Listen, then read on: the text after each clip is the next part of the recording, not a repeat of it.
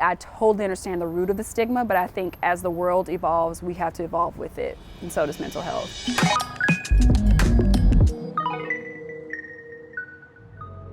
Mental health has a significant stigma within the Black community, for sure, within communities of color. A lot of that, obviously, we've experienced some of the greatest generational trauma. You don't see as many clinicians for mental health. With Black people, it's because we just have a lack of numbers to begin with, and then a lack of opportunity. And then on top of that, you add in under-resourced communities, and you add in systemic racism. Mental health is going to be a part of that. Mental health clinicians falling into that, not being exempt from that. So we haven't had the space to be like, oh, I'm sad, because you just had to survive for a really long time. And I think it's a blessing, my generation really being one of the first ones to say, hey, a part of me surviving physically is me surviving mentally. And it's a new thing that we're getting to do because my grandmother didn't have that opportunity, because they had to just work and try and survive every day. I totally understand the root of the stigma, but I think as the world evolves, we have to evolve with it, and so does mental health.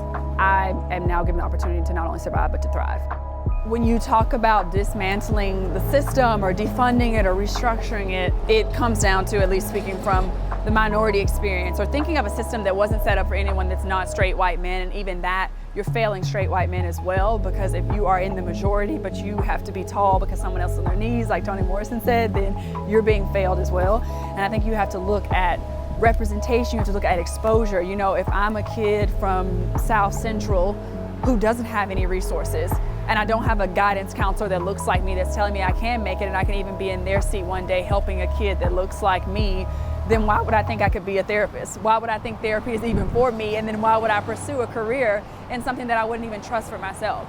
So I think you have to look at, am I reflected in this space? Are there people that look like me that have a seat at the table, that are the conversation makers, that are the change agents? And if the answer to that is no, why would I ever think that I stood a chance in being able to do that? My journey with therapy is ebbs and flows, but now as I've just continued to give myself grace, give myself credit, I can see the growth. For me, it was really important to have a Black female therapist. So it's really important for me learning really what it is to be a Black woman, to be in a world that is actually stacked against you, and navigating that. With mental health, I didn't think I'm coming from a place of lack and I'm trying to get to something.